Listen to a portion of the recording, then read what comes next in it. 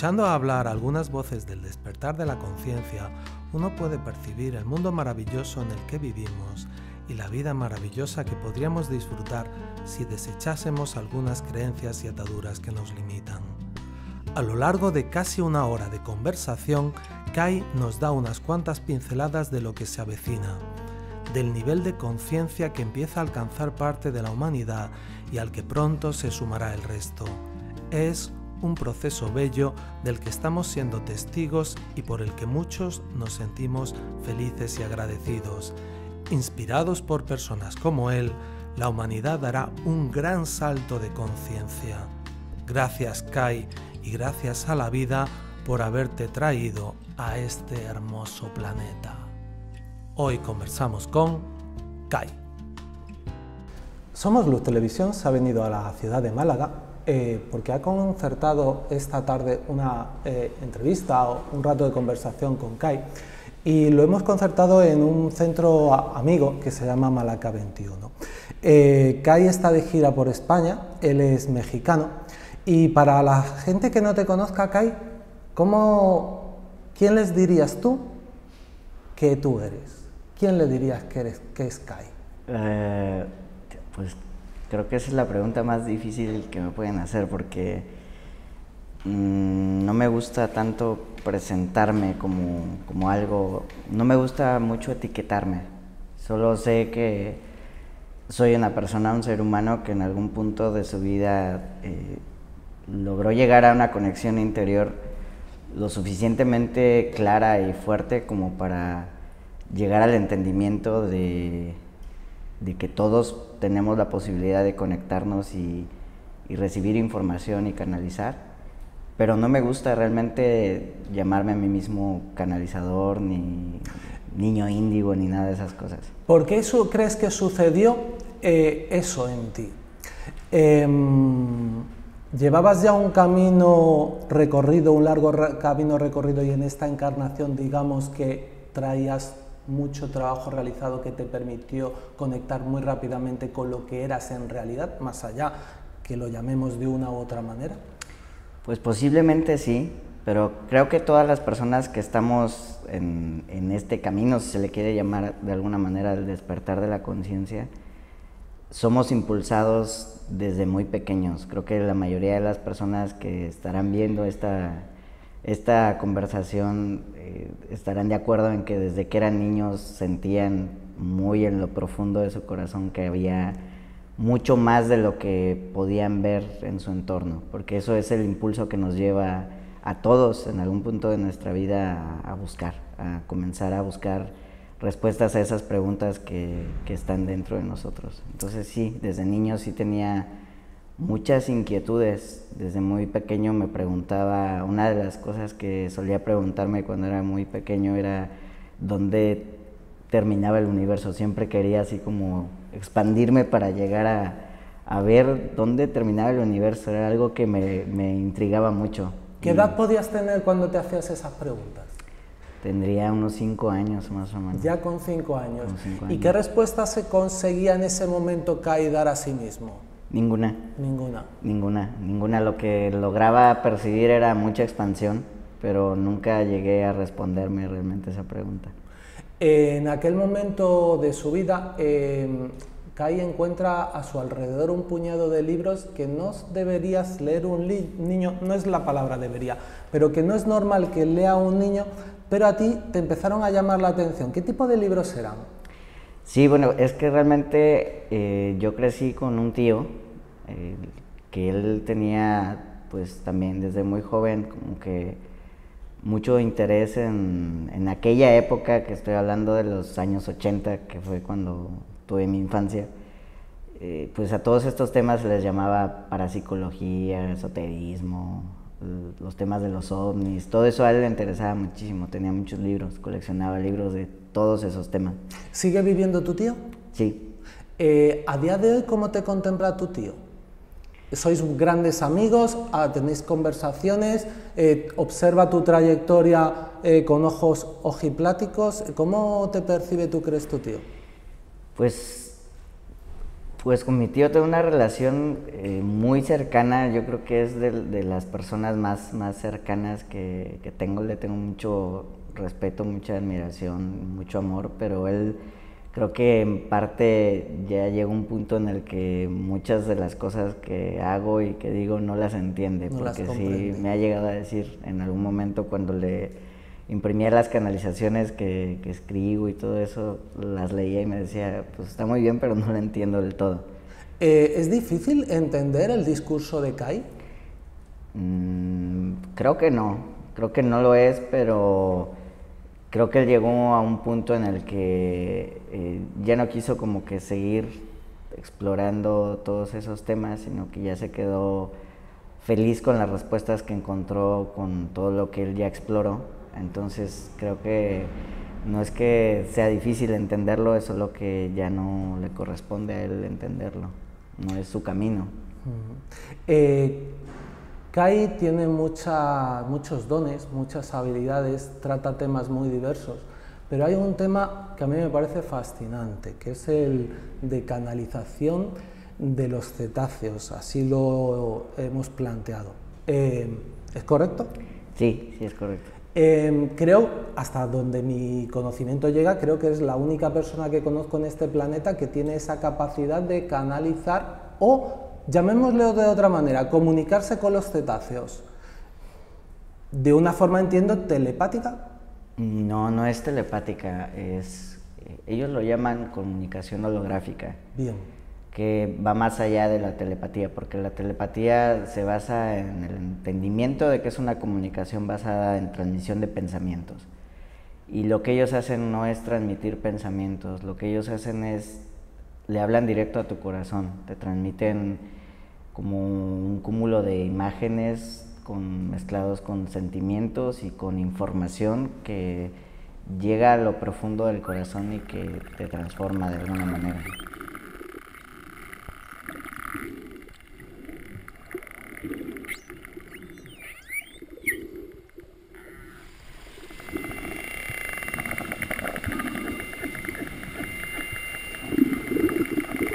Una de las cosas que creo que el mensaje de Kai está permitiendo a quien se acerca a escucharlo es tomar conciencia del nivel de evolución que tienen las especies animales al margen del ser humano. El ser humano se ha encaramado a una cúspide propio del ego, en donde se cree superior a todas las demás especies, ¿no? El hecho de que Kai transmita la función de los cetáceos como guardianes de un conocimiento impresionante, lo que nos otorga o lo que nos invita a los humanos es a convertirnos en seres más humildes. Pues es que en realidad la Tierra es un lugar muy especial, es decir, el planeta Tierra es un lugar muy especial, es una biblioteca viviente, entonces todos los seres vivos que habitan en ella, y incluso minerales, vegetales, animales, todos los seres que habitan el planeta son guardianes de información. Entonces no solamente es con los cetáceos con quienes podemos conectar y recibir información, es con toda la vida, en todo el planeta. La cuestión es que el ser humano se siente muy desconectado de la Tierra. Creemos que estamos conectados, pero en realidad no lo estamos. Tan es así que no estamos conectados, que no somos realmente capaces de ir al ritmo en el que la Tierra va, no somos capaces de sentir sus flujos, sus cambios. Hemos creado como una especie de plano en el que habitamos, en el que nos relacionamos los unos con los otros en base a nuestras estructuras, en base a nuestras dependencias, en base a nuestras expectativas. Hemos creado todo este entramado que es la sociedad, y nos hemos desconectado completamente de la Tierra y nos hemos olvidado que en realidad somos guardianes de la Tierra y que la Tierra tiene un lenguaje vivo que se transmite a través de todo, las plantas, los minerales, los vegetales, los animales. Entonces todos los seres que habitan en la Tierra nos pueden transmitir algo de información, nos pueden mostrar formas distintas de ver y de sentir la experiencia de la vida. La cuestión es que los cetáceos son especiales en cierta manera, no es que sean más especiales que el resto de las especies, son especiales porque ellos son guardianes, se podría decir, de las aguas planetarias y de la información que hay en las aguas, pero al mismo tiempo debemos de llegar al entendimiento de que son mamíferos marinos, es decir, son los únicos mamíferos marinos que existen, y ellos tienen un entendimiento muy profundo de lo que es la emoción humana, son muy sensibles a la emoción humana. Por eso es que, de hecho, las personas lo están ya comenzando a descubrir. Por esa razón es que, pues, se les llega a mantener en cautiverio, y en el cautiverio, al hacer ese contacto, pues hay muchas personas que han llegado incluso a sanar enfermedades o problemas físicos, o incluso han llegado a ayudar a niños con autismo a establecer una mejor comunicación con su entorno. De igual manera, yo no apoyo para nada el cautiverio, pero sí hay que tener ese entendimiento de que ellos están ofreciéndole al ser humano la posibilidad de mostrarnos formas distintas de comunicarnos. Entonces eso es lo que ellos están intentando hacernos llegar esa nueva forma de comunicación. Se podría decir que ellos nos están acompañando en nuestro proceso evolutivo, son como guardianes en cierta manera de la humanidad. Y a través del infinito amor que ellos tienen, porque ellos como conciencia cósmica que son, tienen la labor de sostener unos principios, unas cualidades que para nosotros son como estados de conciencia, que si el ser humano fuera capaz de comprender esos estados de conciencia o esas cualidades e integrarlas como parte de su vida, pues ya estaríamos viviendo en otra realidad, porque es lo que ellos nos están transmitiendo.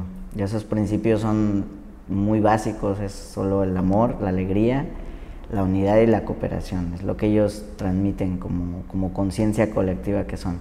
Y lo están intentando transmitir a través de todas las maneras en las que sea posible, no solamente a través de canalizaciones o talleres como los que impartimos nosotros y muchas otras personas que los canalizan, sino pues también a través de las imágenes que uno puede llegar a ver en la televisión de los delfines, de las ballenas, a través de sus sonidos, a través de sus cantos. Ellos están comunicando o intentando comunicar con la humanidad por medio de lo que se pueda y como se pueda. Y de alguna manera es como que te transmiten ese misticismo, como que al ver las imágenes de los delfines, de las ballenas, al escuchar sus sonidos, como que te invitan, es como una invitación a que te conectes, a que profundices un poco más.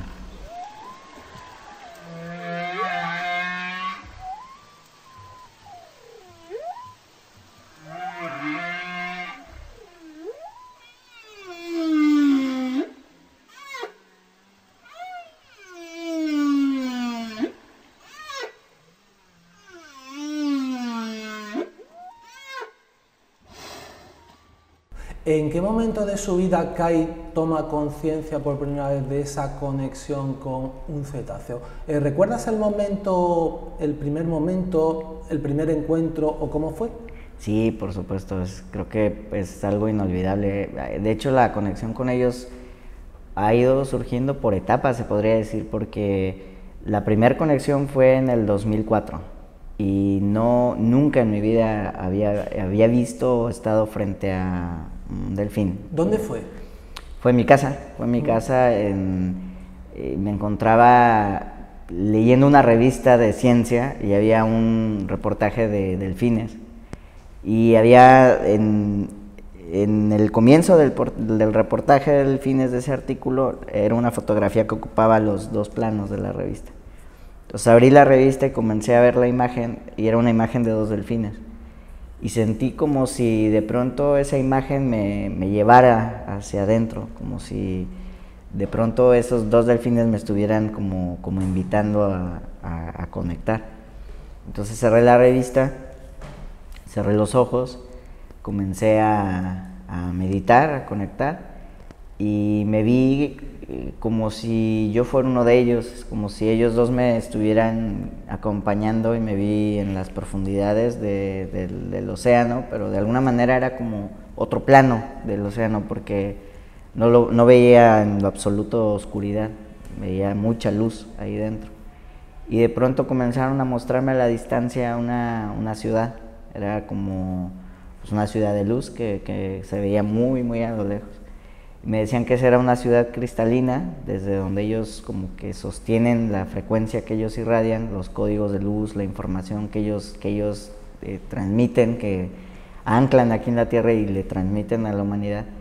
Y me decían que en algún momento me iban a permitir entrar. O sea, yo la veía a la distancia y me decían, cuando sea tu momento vas a poder entrar ahí. Y a partir de ese momento, pues procuraba meditar todos los días. En aquella época sí tenía así como que esa continuidad, tenía la posibilidad de todos los días tomarme 1 hora o 30 minutos y meditar y conectar. Y a partir de ese momento ellos comenzaron a presentarse todos los días y comenzaron a hacerme, a mí y a Ornay, que es mi compañera, mi pareja con la que hemos canalizado todo lo que compartimos, comenzaron a mostrarnos y como a prepararnos y a sanarnos. Y esa época fue muy especial porque era como una época de grandes descubrimientos, porque si bien sí desde niño tuve acceso a información de diversos temas gracias a la gran biblioteca de mi tío, pues ya había pasado mucho tiempo y en todo ese tiempo no había leído más libros de ningún tema de este tipo. De todas maneras, esta información para ti debió ser totalmente novedosa. Era profundamente reveladora porque nosotros dos, Ornay y yo, nos conocimos en un foro de internet dedicado a los niños índigo, porque sí, realmente para mí ese fue como un punto muy importante, fue un momento clave dentro del despertar, el día en el que descubrí que existía eso de los niños índigo, la conciencia índigo, y eso sucedió viendo un documental en la televisión. Un documental sobre niños índigo. Me intrigó tanto y me sentí tan identificado porque toda mi vida me sentí como si no perteneciera a este mundo, no tenía amigos, no sentía que podía, como que no me podía conectar con las personas de mi entorno, sentía que nadie me entendía, entonces estaba siempre solo con mis pensamientos y mis cosas en mi cabeza. Y cuando vi ese documental sentí como un gran alivio, porque fue como si dijera, hay más que piensan igual. Entonces al final del documental me puse a investigar en internet sobre los niños índigo y encontré unos foros de aquella época que eran los foros de MSN, y había uno que era sobre índigos adolescentes y otro de índigos adultos, y me inscribí a los foros. Y ahí fue que pues realmente a través de las personas con las que me fui encontrando ahí se generó pues un gran despertar. Y una de esas personas fue Ornay. Entonces cuando nos conocimos, pues hubo un reconocimiento instantáneo y a partir de ahí comenzamos a caminar juntos, a compartir muchas cosas. Y pues cuando los delfines se empezaron a presentar en nuestras conexiones, en nuestras meditaciones, pues a los dos nos comenzaron a revelar mucha información. Al principio más que nada era que ellos llegaban como para ayudarnos a sanar, porque los dos habíamos tenido pues una infancia un poco complicada. En mi caso yo no conocí a mi padre, mi madre me abandonó a los 7 años. No me digas, ¿no conoces a tu padre? No lo tu conozco. Madre te abandona a los 7 años. Me abandona, pues esa es la palabra que yo utilizo, pero bueno, la que sientes, tal y como la tú que lo yo sientes, sentí, ¿no? que fue como yo viví esa historia. Ella sintió que yo estaría mejor, seguramente lo hizo desde el amor incondicional. Sintió que estaría mejor con mis abuelos, vale. Y entonces me dejó ahí a cargo de mis abuelos. Ella hizo su vida, se casó y pues realmente no tuve una relación cercana con ella. Con quienes crecí pues fue con mis tíos.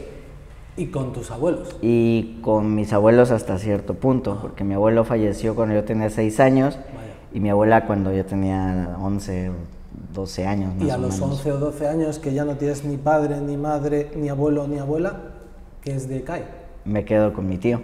Ah, con tu tío, con que es tío. que de alguna manera tenía una gran biblioteca de temas espirituales. Así es, él fue mi hermano, mi padre, mi madre, mi amigo, mi mentor, fue todo. ¿Y qué recuerdos tienes de esos años con él? Pues ¿Se le dio bien la tarea tan difícil? creo que sí, creo que lo hizo muy bien. Él es una de las personas más coherentes que conozco, una de las personas más nobles que haya conocido, una de las personas que realmente él sin saber nada de estos temas realmente, porque él le interesaban, sí, pero no, realmente no profundizó del todo en ellos. Me enseñó lo que es el amor incondicional, realmente, o sea, sin ser canalizador, sin tener conexiones con seres de luz ni nada de eso. Y con él aprendí lo que es el amor incondicional, lo que es amar y aceptar a las personas tal cual son. Y pues creo que se le dio muy bien, realmente yo hacia él estoy infinitamente agradecido porque sé que no estaría haciendo lo que hago si no hubiera sido por él. Y obviamente también por mi madre, que en sus elecciones, tal vez ella sin saberlo, pero pues al final hizo, aunque a pesar de que en su momento lo sufrí, porque realmente sí lo sufrí, sí viví esa historia como un gran abandono, ahora pues ya miro atrás y pues infinitamente se lo agradezco porque no... ¿Ha habido un encuentro posterior, ya desde el CAI adulto a tu madre? Sí, claro, ya en su momento incluso ya ha tomado talleres los que No hacemos. me digas. ¿Ha venido a tus talleres? Sí, ya ha estado ahí y todo. ¿Y que se siente tremendamente orgullosa de su hijo? Pues no lo sé, probablemente sí, no lo sé, nunca se lo he preguntado. Pero pues creo que, y eso es lo que todos deberíamos de comprender, que en ocasiones sí vivimos experiencias dolorosas que en su momento no las logramos entender, porque pues seguramente tenemos que pasar por todo el proceso emocional que la experiencia involucra, pero si somos capaces de abrirnos a recibir los regalos de esas experiencias, pues nos vamos a dar cuenta de que incluso las cosas más dolorosas pueden transformarse en un regalo, en evolución, en conciencia, en despertar. Y pues así fue como llegué a todo este camino, que fue voluntario e involuntario a la vez, porque realmente ni Ornay ni yo nunca tuvimos como que la intención de dedicarnos a dar talleres, ni... Realmente si hoy pudiera viajar al pasado y hablara con la persona que era hace 10, 15 años y le dijera, escribiste un libro, estás haciendo talleres, no, creo que no me lo creería, no lo podría creer, porque no era algo que yo quisiera hacer, es algo que sucedió por sí mismo, cuando como que todas las vivencias y las experiencias de la vida se comenzaron como a entender, se comenzó a llegar a un entendimiento, eso abrió paso a todo lo demás, pero nunca fue algo que buscáramos. Lo único que queríamos era, pues creo que lo que me llevó a ese foro de niños índigo fue el no sentirme solo, porque siempre me sentí muy solo, a pesar de que tenía pues a mi tío, tenía más familia, primos, sí tenía familia, siempre sentí como que no había nadie que realmente me entendiera, que pensara como yo pensaba, que sintiera lo que yo sentía. Y cuando descubrí eso, cuando descubrí esos grupos de personas, pues ahí encontré finalmente como pues una familia del alma. Y eso fue lo que generó todo lo demás. ¿Qué es un niño índigo? Y te lo pregunto a ti porque creo que nadie lo puede explicar mejor que tú.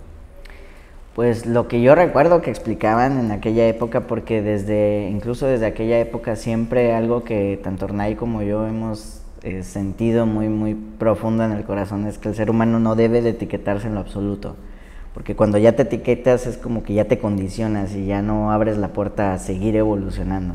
Pero en aquella época lo que hablaban acerca de los niños índigo, lo que hizo que me sintiera como que tan identificado con eso, era que pues son personas en cierta manera como rebeldes porque no se logran adaptar al sistema, pero al mismo tiempo tienen una sensibilidad, o sea, sienten, es como que aunque no sepas realmente lo que es el amor incondicional, ya lo llevas dentro porque ya sientes como un respeto muy profundo hacia la vida y existe siempre ese llamado como de profundizar en una búsqueda hacia el interior, y pues hablaban también que eran personas que tenían como sensibilidad o dones o todo eso, pero en ese momento realmente creo que podría decir que yo no tenía realmente capacidades así como muchas personas que dicen que desde muy pequeños ya veían seres y se comunicaban con los ángeles y veían, no sé, muchas cosas o recordaban muchas cosas. Creo que yo no, o al menos no era consciente. Si era algo que podía hacer, creo que no soy capaz de decir que tuviera esas habilidades desde que era niño.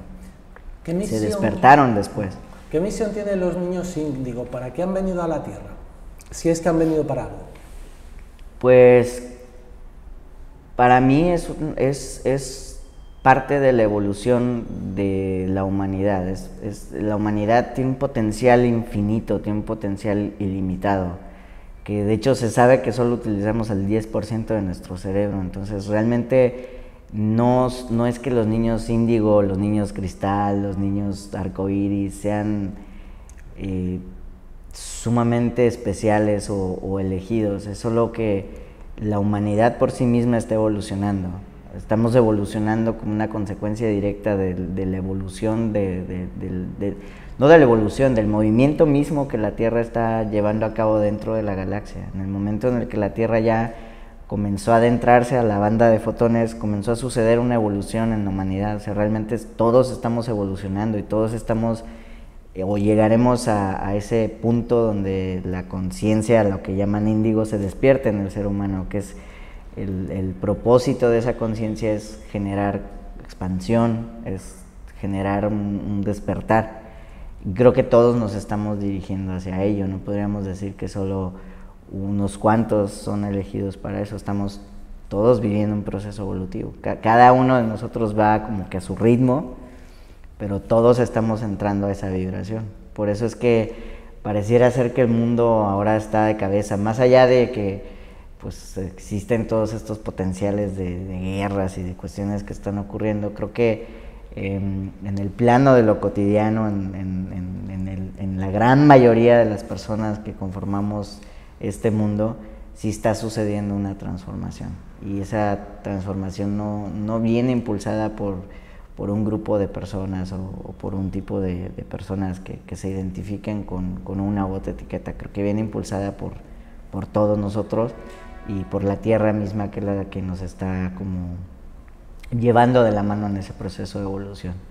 Creo que quienes se identifican con lo que los niños índigos son, dirían que vienen a ayudar a eso, a que se genere esa expansión de conciencia. En mi caso, creo que somos muchos los que estamos en esa vibración y siento que el trabajo que todos los que estamos generando o sosteniendo esa frecuencia tiene que ver con la sanación de la historia que como seres humanos hemos creado juntos, que tiene que ver con la sanación de las memorias dolorosas, con la sanación de lo que hemos ido transmitiendo generación tras generación a través de nuestro linaje. Creo que estamos haciendo una depuración muy profunda. Por eso es que a muchas personas que ya tienen esa vibración, lo he podido ver con todas las personas que he conocido, como que a muchos de ellos les toca vivir experiencias muy dolorosas en algún punto de su vida, llegan a un punto donde logran trascenderlas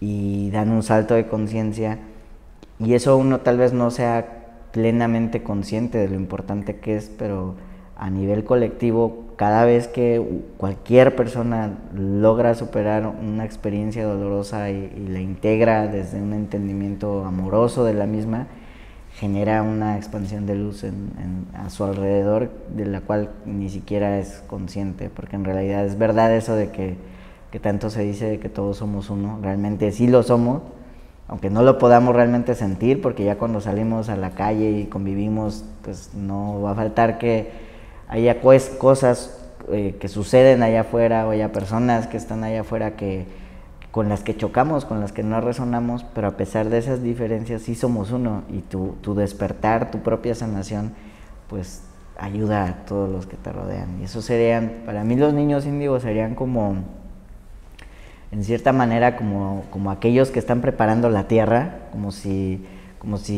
el proceso del despertar de la humanidad fuera como una especie de siembra, y pues esas personas están haciendo como que la limpieza de la tierra, como si estuvieran removiendo toda esa maleza para que en algún punto la tierra se pudiera sanar para que se puedan sembrar semillas nuevas. Entonces eso sería como los pues, que están limpiando todo lo que juntos hemos co-creado como humanidad, todo ese dolor, todas esas emociones.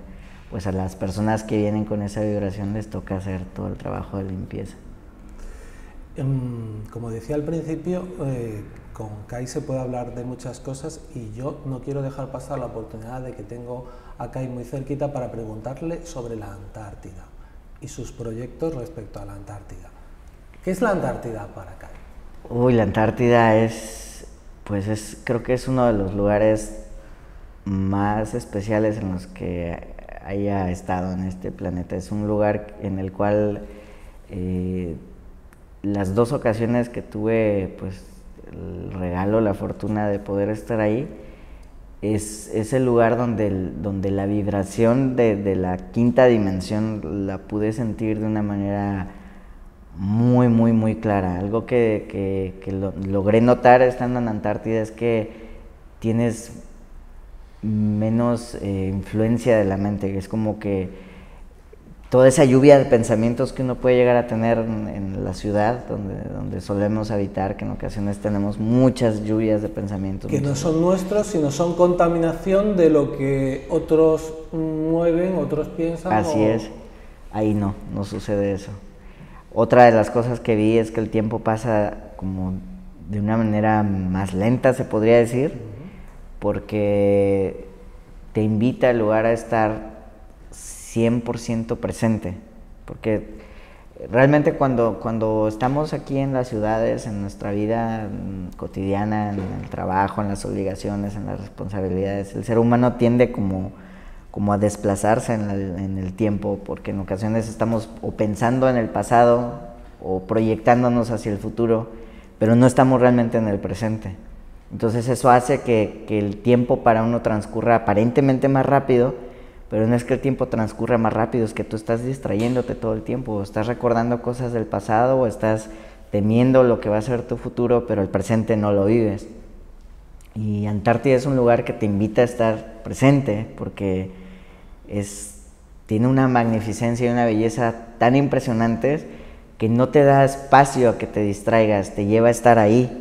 Y en esa presencia es como que te abre el corazón inmensamente, que incluso recuerdo que las personas con las que compartimos ese viaje, porque fuimos en barco, entonces es la tripulación misma, los otros turistas que iban en el barco, pero la tripulación, recuerdo mucho la tripulación. Antes de llegar a la Antártida es un recorrido de 36 horas desde Ushuaia, Argentina, que es la Tierra de Fuego, hasta Antártida. Es una navegación de 36 horas cruzando el pasaje Drake, que es muy turbulento, o sea, es realmente es un aprendizaje también muy, muy grande, porque es un lugar donde se funden las aguas del Pacífico con las del Atlántico, entonces es un movimiento, el barco no para de moverse desde que sale del continente hasta que llegas a la Antártida, es movimiento continuo, y pues oleajes que pueden llegar hasta más de 20 metros, entonces es difícil llegar ahí. Y para entretenerte durante todo ese tiempo que te demoras en llegar, pues te van haciendo en el barco, te van entregando una serie de charlas y pues como conferencias para entretener a las personas. Y nunca voy a olvidar una de las charlas de una de las guías, de las guías del barco, quienes han ido a la Antártida pues cientos quizá de veces, que le decía a la gente, les daba una recomendación, les decía: traten de buscarse un momento para estar a solas y estar presentes y observar y solo estar, porque si logras desapegarte, no era una persona espiritual, era una científica, Pero ella decía que si lograbas encontrar ese espacio donde pudieras estar a solas y realmente estar en el lugar te iba a cambiar la vida, pero tenías que permitírtelo. Era como la recomendación que ella les daba a los turistas, les decía, traten de tomarse por lo menos 10 minutos, de dejar de tomar fotos, de dejar de sacar video, para solo estar en el lugar y contemplar, y verán el cambio que van a sentir. Y eso a mí se me quedó muy grabado. Entonces, aparte del trabajo energético, de todo lo que íbamos a hacer, le hice caso y sí lo hice, y me busqué un momento para sentarme y solo estar, y es impresionante el lugar. Realmente es como si fuera otro planeta, es un lugar muy muy puro. Algo que se nos reveló es que es como la biblioteca central de la Tierra, donde se almacena la información de la historia del planeta entero. Está resguardada a través del agua, de los hielos, a través de pues todos los elementos que la conforman, y ese lugar realmente te abre el corazón, pues, completamente te abre el corazón. Y a raíz de ese viaje, pues surgió un trabajo, estando ahí llegó la información de que se tenía que recolectar el agua de la Antártida. Entonces el grupo, en el primer viaje éramos 18 personas, se nos pidió que recolectáramos el agua, cada uno pues recolectó un poco de agua de la Antártida, y la indicación que se nos dio es que a partir de ese momento esa agua que habíamos recolectado pues la comenzáramos a repartir, a replicar, a multiplicar. Entonces pues comenzamos a hacerlo, comenzamos a compartir el agua de la Antártida que recolectamos, comenzamos a multiplicarla, y pues es un trabajo que se ha sostenido ya a lo largo de 5 años. Este año ya se cumplieron 5 años del primer viaje. ¿Cómo se multiplica el agua de la Antártida? ¿De esos botes o esas botellas que recogisteis allí? ¿Cómo mezclándola con agua, de alguna manera, ese agua de la Antártida purifica el otro agua y la convierte todo en agua de la Antártida, o cómo es? Sí, pues al principio la indicación que se nos transmitió fue que pues bueno, sabemos, gracias al maravilloso trabajo de Masaru Emoto, sabemos que el agua realmente guarda información, que es capaz de almacenar información y de reproducirla. Entonces, basándose en esa información, en ese principio, se nos dijo que esa agua que habíamos recolectado la podíamos multiplicar colocándole 12 gotas a cualquier vertiente, a cualquier tipo de agua, y que al recibir esas 12 gotas con la información que contiene el agua de la Antártida, pues el agua que la recibe se recodifica. Entonces, no instantáneamente, siempre damos la indicación que esperes 20 minutos para que el agua se recodifique. Ya una vez que suceden esos 20 minutos, pues tu agua ya se ha recodificado, y entonces ya puedes comenzarla, ya sea a beber, porque es para que la podamos ingerir los seres humanos, o a multiplicarla, porque la indicación que se recibió en ese viaje fue que pues esas 12 gotitas de agua antártica las lleváramos a ríos, lagos, mares, a donde fuéramos, donde hubiera agua, depositara siempre 12 gotitas, y que eso iba a ir colaborando con el proceso de sanación, de liberación de la memoria emocional de la humanidad, que esa es la intención, no tanto de la Tierra, porque Gaia está viviendo su proceso de despertar y de aceleración de la vibración, y ella lo está haciendo por sí misma y lo está haciendo pues bastante bien, pero sí para ayudar a limpiar la memoria emocional de la humanidad, ayudarnos a sanar ese dolor tan profundo que la humanidad carga. ¿Dónde quisiste por primera vez verter alguna de esas gotas? Has dicho que teníais la misión o el consejo de que lo vertierais en ríos, en lagos. ¿Tú visualizaste en algún momento, yo quiero ir a tal sitio y quiero de alguna manera purificar con este agua de la Antártida un rincón que siento yo que debo de...? En realidad no. En realidad lo que sucedió después de ese viaje fue que una vez que se recolectó el agua, decidimos realizar la primer como entrega, la primera repartición a la gente. Entonces, al volver del viaje de la Antártida, en Buenos Aires se convocó como la primer repartición, y pues en esa ocasión fue realmente muy mágico porque se lanzó la convocatoria con días de antelación y respondió mucha gente, hubo cerca de 100 personas o un poco más, y fue muy bonito porque entre toda esa gente que sintió ese llamado en esa primer convocatoria, había personas que viajaban al día siguiente o la siguiente semana, viajaban a Chile, a Colombia, a España, a Perú. O sea, hubo gente que estaba justo en ese momento en Buenos Aires, que sintió ese llamado, que acudió, que recibió el agua de la Antártida, e inmediatamente el agua se empezó a mover. Entonces, pues realmente yo lo único que sabía era que el agua se tenía que mover, que tenía que repartirse, que las personas tenían que tenerla y llevarla a donde se pudiera llevar, pero nunca pensé en ningún lugar en concreto. Sí, la primera entrega que hicimos con el agua de Antártida fue ahí en Buenos Aires, con un pequeño grupo de personas que incluso habían estado en el viaje y otras personas que no. Nos reunimos porque ellas sí sintieron ese primer lugar, que era un río que está ahí en la ciudad de Buenos Aires, que se llama el Riachuelo, que es un río muy contaminado. Las fábricas, las industrias depositan ahí muchos desechos, entonces yo nunca había ido a ese lugar. Nace el río en el barrio de La Boca, que es ese barrio tan conocido de Buenos Aires. Y pues ellas sintieron que ahí ellas quisieron llevar el agua ahí, y pues decidí apoyarlas y acompañarlas. Y entonces fuimos a ese lugar, y sí, verdaderamente el riachuelo sí estaba muy contaminado, tenía un olor espantoso, se veían los desechos tóxicos porque el agua burbujeaba, y entonces ahí fue el primer lugar donde depositamos el agua. Y fue muy especial, realmente fue una experiencia maravillosa porque pues en esa ocasión sentimos que ese río necesitaba más de 12 gotas, entonces llevamos bidones y depositamos litros, y en el momento en el que estábamos depositando el agua, a mí me llamó mucho la atención que cuando yo estaba lanzando el agua, porque no estás tan cerca del agua, sino que la tienes que lanzar y es como un metro y medio, algo así, desde la superficie hasta donde está ya el río. Cuando comencé así a lanzar el agua, veía que las gotas al caer iban formando como geometrías. No me digas. Y fue súper especial, muy bonito.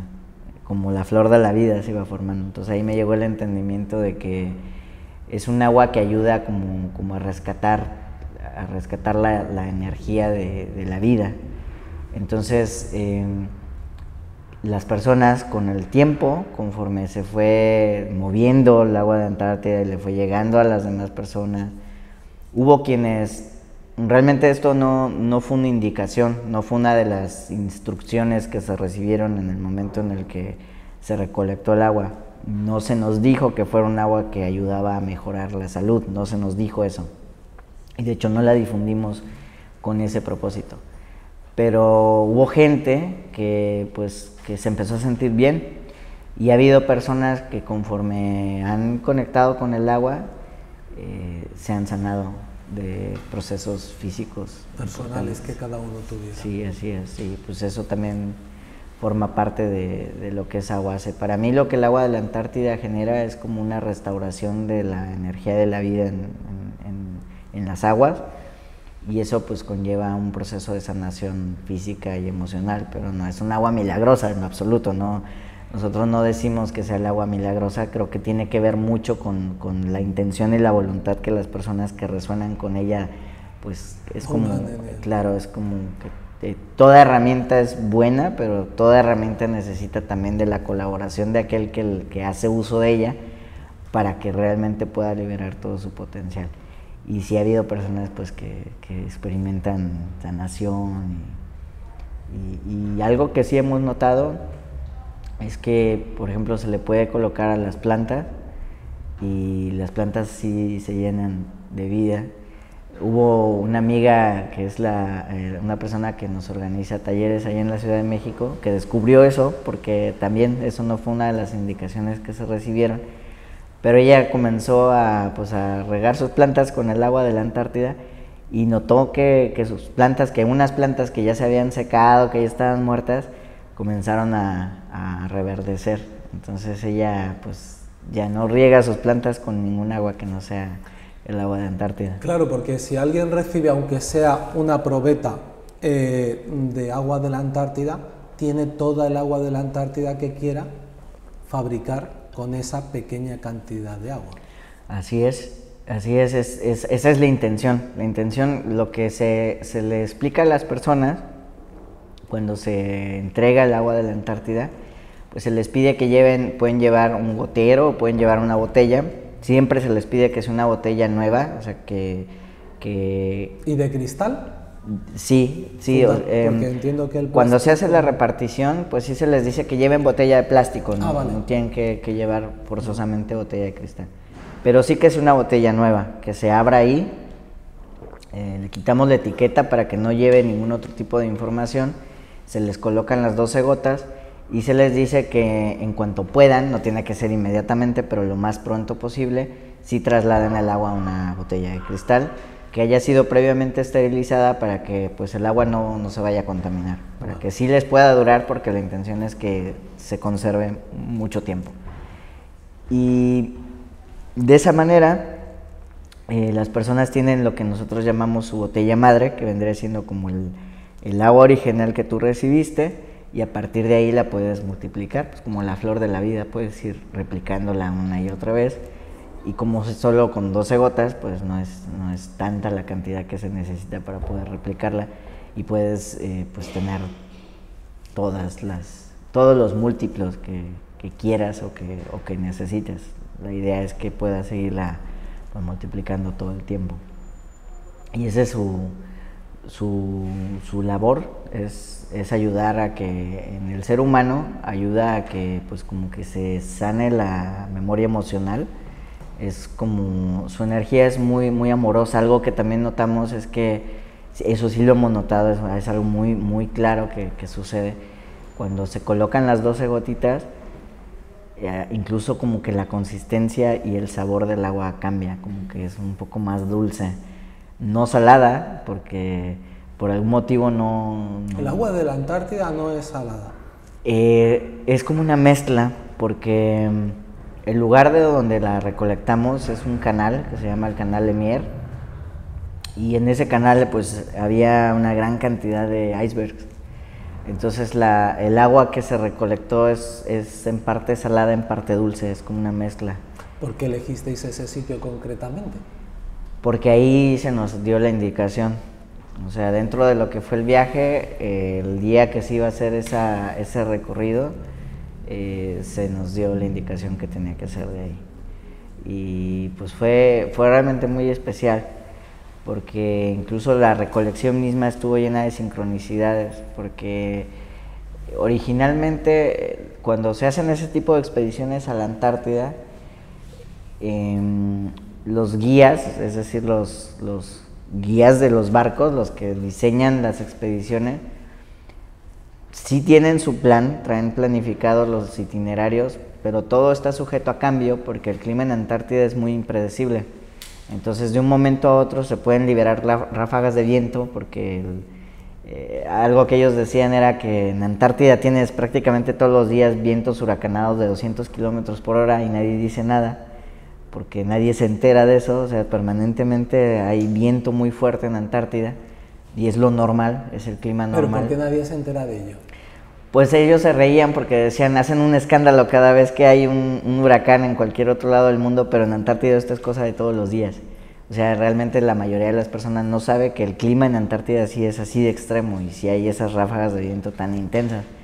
Entonces, de un día para otro, de un momento a otro, se puede pues liberarse una ráfaga de viento de esa velocidad, e incluso cambia todo el escenario, porque se mueven, los bloques de hielo se mueven, y entonces una expedición que estaba planeada para visitar algún lugar, de un momento a otro ese lugar puede quedar ya imposible de acceder. Exacto.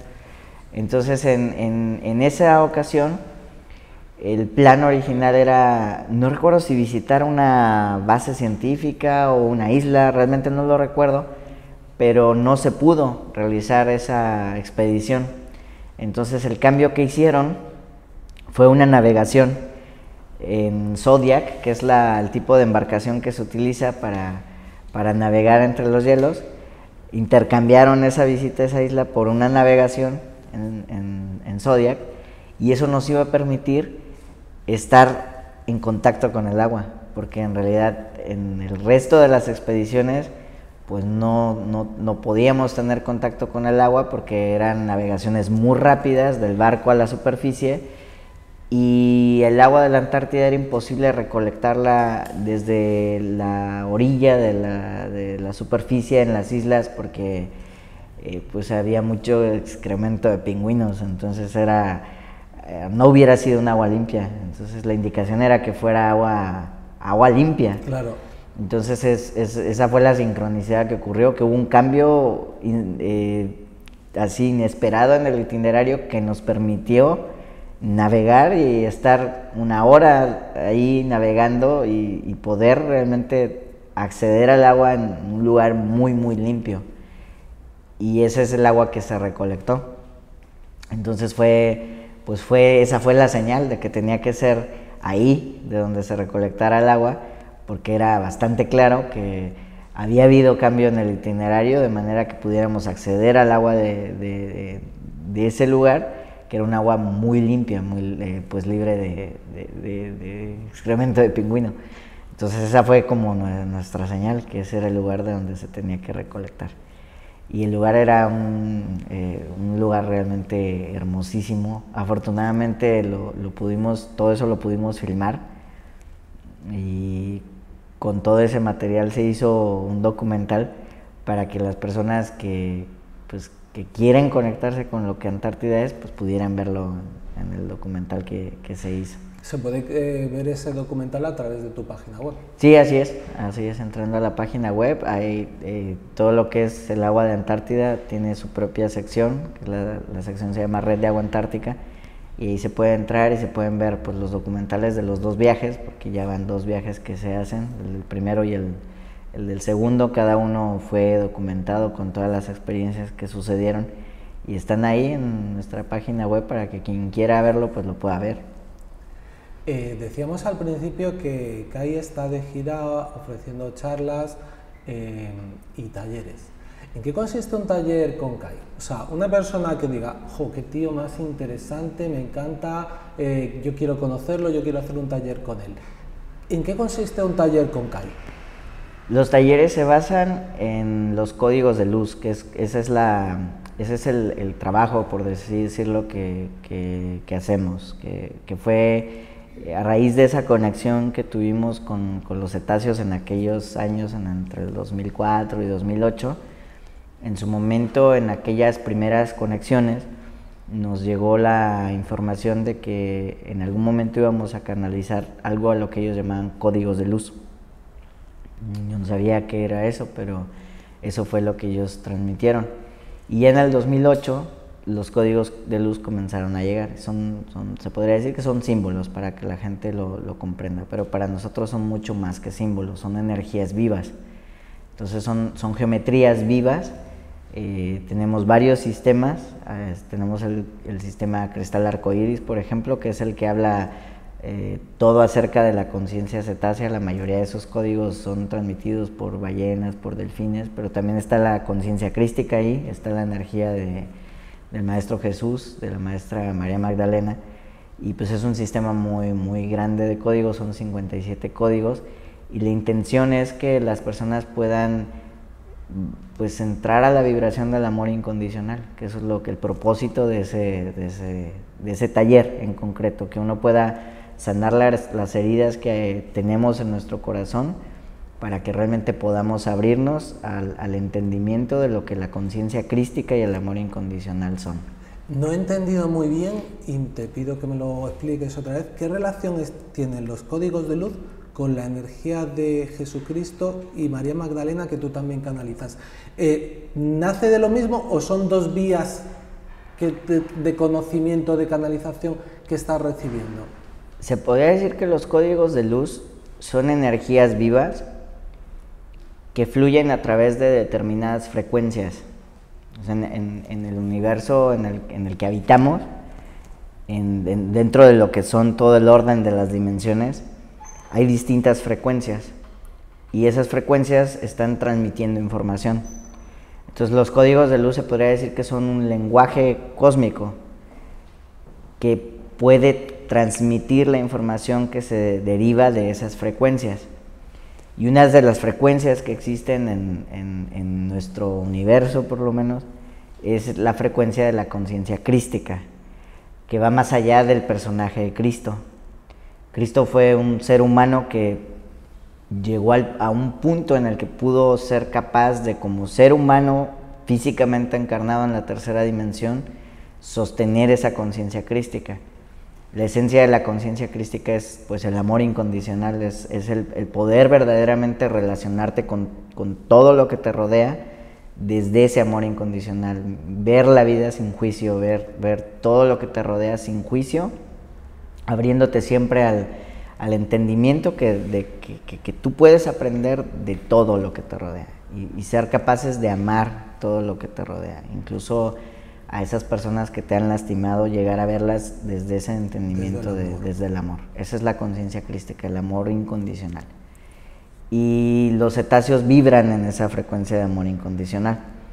Entonces en ese sistema las dos energías están unidas, la energía del Maestro Jesús y de María Magdalena como seres humanos que en su momento encarnaron esa vibración, y al mismo tiempo la conciencia de los cetáceos, que son pues una conciencia cósmica que también sostiene esa vibración del amor incondicional. Entonces ahí es como que sucede esa unión de esas dos energías para ayudar a las personas a que se sanen, a que puedan realmente abrir su corazón y puedan ser capaces de trascender las experiencias dolorosas desde ese entendimiento, desde el amor incondicional. Y tenemos otros talleres, por ejemplo, tenemos un taller que se llama Semillas Cósmicas, que ese taller es como para ayudar a las personas a reconectarse con su multidimensionalidad, a que puedan ser capaces de entender que son mucho más que lo que este cuerpo físico es, que su ser está expandido, está extendido a través de muchas dimensiones, que cada uno de nosotros tiene muchos fractales de sí mismo existiendo en muchas dimensiones y planos a la vez, y que podemos acceder a esa información, que en el momento en el que uno abre su corazón uno puede acceder a la totalidad de lo que uno es, porque al final de cuentas eres tú mismo.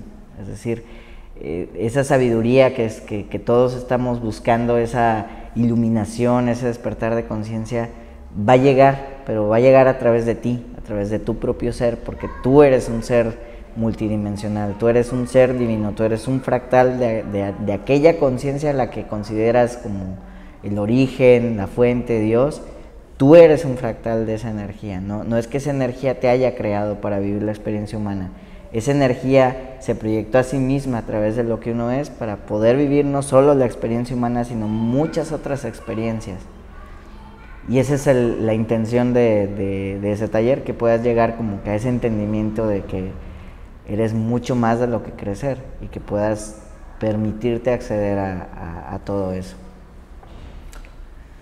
Y básicamente de eso se tratan todos los talleres, Muy bien. Llegar a ese entendimiento. Pues yo lo que creo es que este ratito de conversación de prácticamente una hora, pues ha servido para que quien no te conociera, aunque hubiera oído hablar de ti, pues te conozca con mayor fundamento. Seguro que hemos despertado en más de uno el interés por hacer cualquiera de tus talleres y por seguirte la pista en adelante. Y como para eso sirven los medios de comunicación online, para amplificar vuestra voz y que llegue más lejos, pues nosotros, Somos Luz Televisión, no puede sentirse más que satisfecho de haber ayudado a Kai, en parte, un poquito, a que llegue su voz y su testimonio más lejos, a más personas. Kai, muchísimas gracias por haber venido a Málaga y por habernos concedido este ratito de conversación contigo. No, pues muchísimas gracias por invitarme, por resonar con el trabajo que estamos haciendo y por ayudar a que pues le llegue a otras personas a las que quizá nunca les había llegado. Pues muchísimas gracias por abrirnos esa puerta. Ha sido un honor y un lujo y un placer, y próximamente, en tus próximos viajes por España, volveremos a llamarte para que nos concedas otro ratito de conversación y podamos ofrecérselo a los espectadores. Pues muchísimas gracias. Gracias. Por mí encantado.